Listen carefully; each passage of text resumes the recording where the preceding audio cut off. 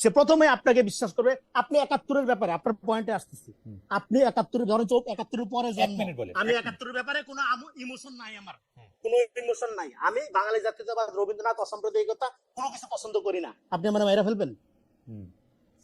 আচ্ছা, এটা হচ্ছে আপনি মাইরা ফেলবেন আমাকে বাংলাদেশে?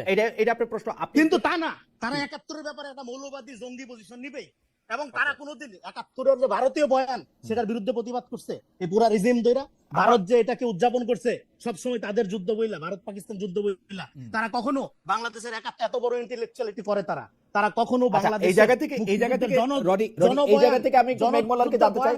রনি খুবই ইন্টারেস্টিং একটা জায়গায় আসছে কথা আমরা বলতেছি, একটা উইয়ারদের কথা একটা বলতেছি আমরা, বামপন্থীদের তাদের রাজনৈতিক যেটা হচ্ছে কোয়েস্ট, সেইটা নিয়ে তারা যে যারা তাদেরকে আদার মনে করতেছে বা যাদেরকে তারা আদার করতেছে বলে আমরা মনে করতেছি, ওদের কাছে তো পৌঁছাইতেই পারতেছে না। তাদের কাছে কি তাদের একটা সংযোগ হওয়ার কোনো সম্ভাবনা হওয়া সম্ভব? যে এই সংযোগটা হইলে পরে ওইটা আপনি জি, মানে সংযোগ হওয়া যে সম্ভব না, এই শোতে অ্যারোগেন্স দেখা বুঝতেছেন না? আপনি ল্যাঙ্গুয়েজ দেখছেন, একটা লোকের অ্যাটিটিউড দেখছেন, কথাবার্তা বলার ধরন দেখছেন, বেয়াদবির মাত্রা দেখছেন। চটকদার কথা বলতেছি আমরা, ইতিহাসের বুঝ নাই, সব বুঝ তাদের। এই যে নিজের এই যে সুপ্রিমেসি থেকে তো ফ্যাসিজম আসে, এবং বাংলাদেশের বামপন্থীরা লিবারেল, এটা বলছে কে? এসেনশিয়ালি ফ্যাসিস্ট তারা বাংলাদেশে। বাংলাদেশে কোনো লিবারেল বাম নাই। কিন্তু রনি, আপনি যে অ্যাটিটিউডের কথা বললেন, সেই অ্যাটিটিউডটা কিন্তু আমি আরো অনেকের মধ্যে দেখি আর কি। মানে আপনি জানেন আমি কাদের কথা বলতেছি, কিন্তু সেইটার পরিণতি বাম না আর কি, সেটার উৎপত্তি বাম না, সেটার উৎপত্তি অন্য জিনিস। এখন দেখেন বাংলাদেশে এখানে যখন ফ্যাসিবাদের প্রশ্নটা প্রধান হলো, তখন কিন্তু এখানে যারা রিয়েলি জনমানুষের রাজনীতি মিন করে, বাম ব্লকের, তারা কিন্তু ফ্যাসিবাদ বিরোধী আন্দোলনে শরীক হলেন, যুগপৎ আন্দোলনে যুক্ত হলেন। এর বাইরে যারা রয়ে গেল, বিপুল অংশ যারা নিজেদেরকে সহি বা মূলধারার বাম মনে করে, তারা কিন্তু এসেনশিয়ালি ফ্যাসিবাদকে শক্তি যোগাইছে। আরেকটা হলো যে দেখেন, এখানে আমি দুইটা জায়গায় একটু আলাপ করি। সেটা হলো আওয়ামী লীগের এই 12-13 সালে কি করছে না করছে, এবং তার সাথে পরে বামরা যুক্ত হয়ে আওয়ামী লীগকে ফ্যাসিস্ট করে তুলছে। এই ধরনের স্টুপিড আইডিয়ার কথা আমি তো বলি নাই একবারও। বাকশাল মনে নাই আপনাদের? বাকশাল কেন, বাকশালের মধ্য দিয়ে কি করা হয়েছিল? বাকশালের মধ্য দিয়া এখানে বামপন্থীরা মনে করছিল যে সমাজতন্ত্র কায়েম করে ফেলবে শেখ মুজিবুর রহমান, ফলে একটা সুবর্ণ সুযোগ বাকশালে ঝাঁপায় পড়ে সবচেয়ে সমর্থন যোগাইছে কারা? বামপন্থীরা। এবং বাকশালের কি পরিণতি হয়েছে এটা আমরা সবাই জানি। তারপরে একটা অংশ, বামপন্থীদের একটা অংশ যুগপৎ আন্দোলনে শরীক হওয়ার বাইরে যে অংশটা রয়ে গেল, তার এসেনশিয়ালি আওয়ামী ফ্যাসিবাদকে শক্তিশালী করছে এবং শক্তি যোগাইছে নানাভাবে। এটা গেল একটা জায়গা। 2 নাম্বার হইল 96 সালে, এই যে দেখেন, এই যে মেঘ যেটা বললো, তার শিশু মন, তার কচি মনে এই আশঙ্কা জায়গা ছিল যে আওয়ামী লীগ মনে হয় আবারও জামাতের সাথে আতাত করতেছে। তার মানে 96 সালে যখন আওয়ামী লীগ জামাত যুগপৎ ভাবে আন্দোলন করলো, তখন তো আওয়ামী লীগের এক কোলে বামপন্থীরা ছিল, আরেক কোলে জামাত ছিল, সব নিয়েই তো আগাইছে আওয়ামী লীগ। ফলে আওয়ামী লীগের সাথে বাম জামাত, এই যে এবং জামাতের ব্যাপারে রনি, আমি প্রশ্নটা আপনার উত্তরটা আমি শেষ করি। আপনি শেষ করেন আমাদের দর্শকদের। তারা যে জামাত বিযুক্ত একটা আওয়ামী লীগ সবসময় কল্পনা করছে, করার মধ্য দিয়ে আওয়ামী লীগ কি করছে, আওয়ামী তাইলে দেখছে ওকে, তাইলে তার ফ্যাসিজমকে কায়েম করার জন্য জামাত ক্লিনজিং এর রাজনীতি সে চালাইলো, এবং জামাত যত বড় না তার চেয়ে বড় করে তুললো। রনি দেখেন রনি এই জায়গা, আমার প্রশ্নটা এই জায়গাতে আপনি বুঝতে পারবেন। রনি আমার কথা শুনেন, আপনি এইটা বুঝতে পারবেন আমার প্রশ্নটা। প্রথম কথা হলো, আমরা কিন্তু একদিক দিয়ে বলতেছি যে আসলে, এবং জানতেছিও, বামপন্থীরা কিন্তু যদি আপনি ভোটের বা পপুলারিটির জায়গা থেকে বলেন, এতই মানে মানে অল্প যে তাদের নিয়ে আসলে কথা বলার কিছু নাই। কিন্তু ইডিওলজির প্রশ্নে আমরা বেশিরভাগ সময় যেই কাজ আমাদের পছন্দ হয় না, সেই কাজে আমরা আসলে বামপন্থীদের দায়ী করে থাকি। একই ঘটনা কিন্তু জামায়াতের ক্ষেত্রেও। জামায়াতের শক্তিটাকে আমরা ফুলায় ফাঁপায় দেখাই, যখনই আমাদের কাউকে আক্রমণ করতে হয় তখন জামায়াত। এইটা কারণটা কি আসলে? এইটা কেন মনে হয় আমরা দুইটা জায়গায় দুই রকম? এটা কারণটা হলো দুইটা একই পলিটিক্স করে, এটা দুইটা একই পলিটিক্স করে, মানে দুই রকম না। আপনার এখানে বামপন্থীরা এবং জামাত একই রাজনীতি করে, দুইটাই হলো ইডিওলজিক্যাল ফোর্স, এবং idealism, ideology and total politics, এবং এটা দ্রুত ফ্যাসিবাদের দিকে যায়। এই জন্য গণতন্ত্রকে যদি আপনি, যখন বামপন্থীরা, আমি যে একটু আগে বললাম বামপন্থীরা কোনো লিবারেল না, হ্যাঁ, কেন না? বামপন্থীরা গণতন্ত্রকে একটা ইডিওলজি মনে করে, কারণ ও তো রাষ্ট্র ভাঙিয়া ফেলবে, ও তো রাষ্ট্র কনসেপ্টে বিশ্বাস করে না। ফলে ও যেরকম একটা প্রতারণা করে এদিক থেকে। 2 নাম্বার হলো জামাত কি বলছে, যে এটা কোনো রাজনৈতিক দল না, এটা একটা ইসলামী আন্দোলন। তো ইসলামী আন্দোলন কি আলটিমেটলি সে কি করবে? সে খেলাফা কায়েম করবে, রাষ্ট্রের মধ্যে আটকা থাকার তার সুযোগ নাই। কিন্তু যেহেতু এখানে একটা ধরেন মডার্ন ডেমোক্রেটিক প্রসেসের মধ্যে দিয়ে তাকে আগাইতে হবে, সেই জন্য সেই কনসেপশন, এই জন্য লেনিনিজমের যে প্রবলেম, যেটা বাম বুদ্ধির প্রবলেম, সেই প্রবলেম একই প্রবলেম মওদুদিবাদের মধ্যে রয়ে গেছে। তো এই ক্রিটিক দেওবন্দি আলেমরা বহুবার করছে, বহু জায়গা থেকে করছে। ঠিক আছে। ফলে দুই দিকের যে অ্যারোগেন্সের মধ্যে একটা কমন মিল, আমার মনে যে অ্যারোগেন্সের Common মিল আপনি দেখতে পারবেন। আমার মনে যে অ্যারোগেন্সের জায়গাটাতে আমরা একটু থাকি। জনাব মেম্বালার বসু, আপনার আমি আপনাকে বলি, আপনি নিজেই সোশ্যাল ইনফ্লুয়েন্সারদের কথা বলছেন, কিন্তু আপনি একটা খেয়াল করেন যে কেন বামপন্থীদের মধ্যে একজন বড় সোশ্যাল ইনফ্লুয়েন্সার হয় নাই।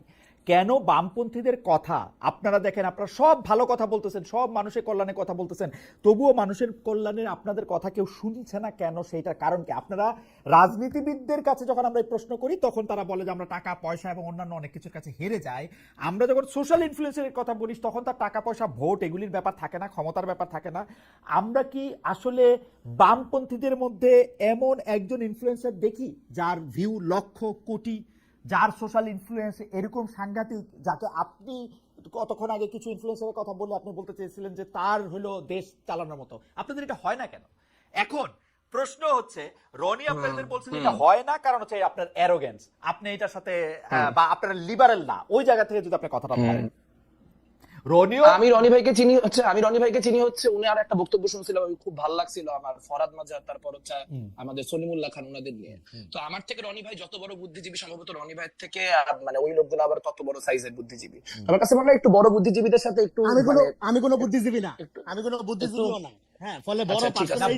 পার্সোনাল বুদ্ধিজীবী সবাই যে আসলে দুই পায়ে হাত না, না, না, না, মানে আমি একটু বলে নিই। না, তবে আচ্ছা, ঠিক আছে, তবে আমি বলি আমি মেঘমল্লার বসু যে আচ্ছা, আপনি একজন চিন্তক, মানে আমি পার্সোনাল মূল্যায়ন শোনার দরকার নাই। আচ্ছা, ঠিক আছে, আমি পার্সোনাল মূল্যায়ন করি নাই। আপনি তো মাঝখান দিয়ে কথা বলা শুরু করলেন, আমি তো আপনার কথা মাঝখান দিয়ে কথা বলি নাই। মানে কথাটা খুব সিম্পল। কথাটা হচ্ছে যে আপনি যখন ফরাদ মাজারের ক্রিটিক করেন, যখন আপনি হচ্ছে সলিমুল্লাহ খানের ক্রিটিক করেন, তাহলে আমি আপনার ক্ষেত্রে যে ল্যাঙ্গুয়েজ ব্যবহার করছি সেই ল্যাঙ্গুয়েজের থেকে আরো অনেক বেশি অ্যারোগেন্ট ল্যাঙ্গুয়েজ ইউজ করেন।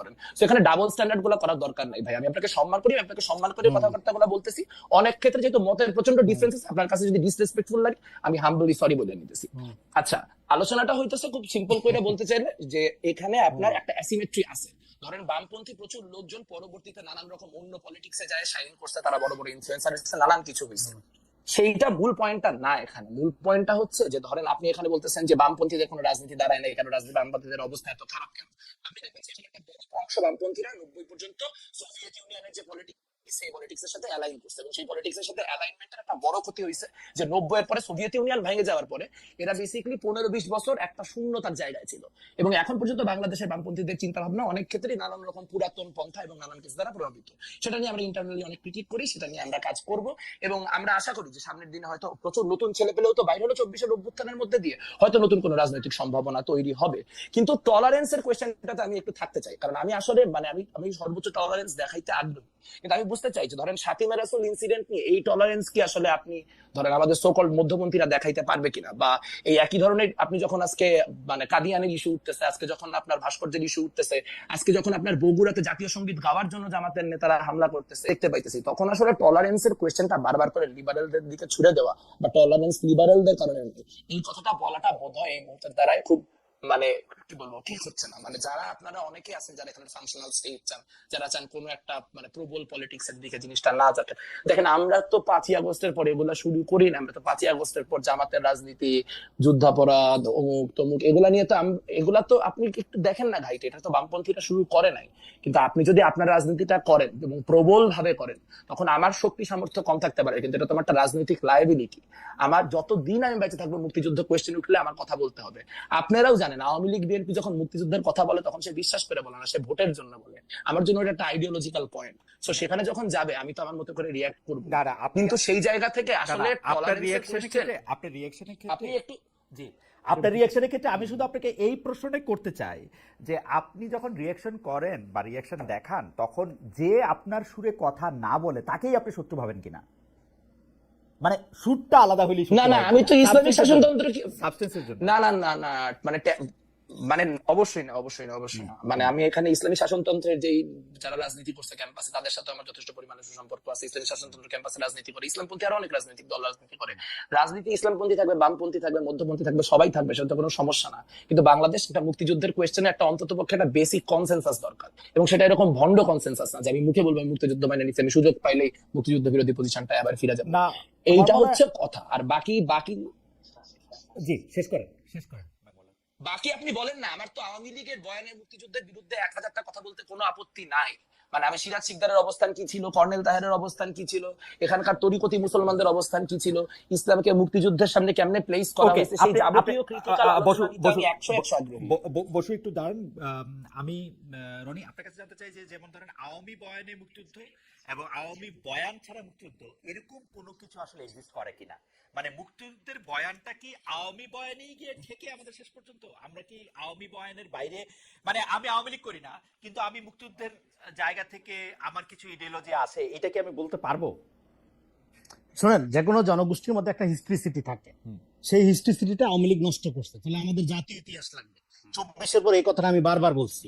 হ্যাঁ, কিন্তু মুশকিলটা হলো আমরা যখন ইডিওলজির বেসিসে মানুষকে মূল্যায়ন করি, তখন আপনার ইডিওলজির বাইরের যিনি তাকে দ্রুতই আপনি হত্যাযোগ্য করে তোলেন। এটা হলো সবচেয়ে ডেঞ্জারাস দিক, আপনি যে ইডিওলজির সাপেক্ষে করেন। এই জন্য আমরা বলতেছি একটা ভ্যালু বেজ রাষ্ট্র থাকবে, নাগরিক ভিত্তিক রাষ্ট্রে সবচেয়ে ফ্রিডম ইন্ডিভিজুয়াল। আমি কেন বামপন্থীদের লিবারাল বলি না, কারণ তারা ডেমোক্রেসিকে একটা ইডিওলজি মনে করে। ডেমোক্রেসিকে যখন আপনি ইডিওলজি মনে করবেন, ইট বিকাম ফ্যাসিজম। হাসিনা কোনোদিনও বলে নাই যে সে ফ্যাসিস্ট। আরেকটা হলো এখানে যে উদাহরণটা দিল, দেখেন আমি একটা কনটেক্সটে ফরাদ ভাই, সলিম ভাই, আমার শিক্ষক দুইজন, তাদেরকে আলোচনা করছি এবং তাদের নাম কোথাও বিকৃত করি নাই, তাদেরকে কোনোভাবে গালিগালাজ করিনি এবং কোনো অ্যারোগেন্সি ছিল না। সেটা আমি খুব ফানি ওয়েতে তাদের সাথে তাদের আইডিয়া ধরে আমি আলাপ করেছি, এবং তারা মুখোমুখি আমার সামনে ছিল না সেই আলোচনায়। তারা প্রয়োজনে এর চেয়ে ব্রুটালি আমাকে রেসপন্স করতে পারবে। আমি এখানে প্রায় মুখোমুখি একই সাথে আলোচনা করতেছি, ফলে সে যে সমস্ত শব্দ চয়ন করতেছে সহ আলোচক হিসেবে সে আমার অনেক জুনিয়র, সেটাও আমি বলতেছি না। সে ধরেন জাতির পিতা লেভেলের সিনিয়র, অসুবিধা নেই। কিন্তু তার যে অ্যারোগেন্স সেটা পাবলিক দেখতেছে, এবং সে একটা অন্য প্রায় 1 বছর আগের সে আরেকটা উদাহরণটাই না আনলো। যেহেতু আমি ধরেন এখানে অ্যারোগেন্সি শো করছি, এই জন্য এখন আমার সাথে অ্যারোগেন্সি শো করা যায় যাচ্ছে, তাই না? ফলে এই যে ধরেন এই যে স্টুপিডিটি গুলো, এখন আমি এই যে স্টুপিডিটি গুলো, এগুলো চর্চা করার সুযোগ আপনি বামপন্থীদের দিবেন, তারপরে তারা নাচবে, হ্যাঁ গণতন্ত্র বলবে, আর দেশে খুব গণতন্ত্র হবে। শোনেন, বাংলাদেশে বামপন্থীদের এই যে সফিস্টিকেসি, নিজেকে সুপ্রিমেসি মনে করা এবং টলারেন্সের সবচেয়ে বড় ক্ষতি শুধু না, তারা ডায়লগের কালচারই রাখে না কোথাও। এখানে যে আপনি ডায়লগ করবেন, সে প্রথমে আপনাকে বিশ্বাস করবে। আপনি 71-এর ব্যাপারে, আপনার পয়েন্টে আসতেছি, আপনি 71-এর ধরেন 71-এর পরে জন্ম, আমি 71-এর ব্যাপারে কোনো ইমোশন নাই, আমার কোনো ইমোশন নাই। আমি বাঙালি জাতীয়তাবাদ, রবীন্দ্রনাথ, অসাম্প্রদায়িকতা কোনো কিছু পছন্দ করি না। আপনি আমার মাইরা ফেলবেন? আচ্ছা, এটা হচ্ছে আপনি মাইরা ফেলবেন আমাকে বাংলাদেশে? এটা আপনার প্রশ্ন। কিন্তু তা না, তারা 71-এর ব্যাপারে একটা মৌলবাদী জঙ্গি পজিশন নিবেই, এবং তারা কোনোদিন 71-এর যে ভারতীয় বয়ান সেটার বিরুদ্ধে প্রতিবাদ করছে। এই পুরা রিজিম দইরা ভারত যে এটাকে উদযাপন করছে সবসময় তাদের যুদ্ধ বইলা, ভারত পাকিস্তান যুদ্ধ বইলা, তারা কখনো বাংলাদেশের এত বড় ইন্টেলেকচুয়ালিটি করে তারা কখনো বাংলাদেশ এই জায়গা থেকে আমি মেঘ মোল্লারকে জানতে চাই, রনি খুবই ইন্টারেস্টিং একটা জায়গায়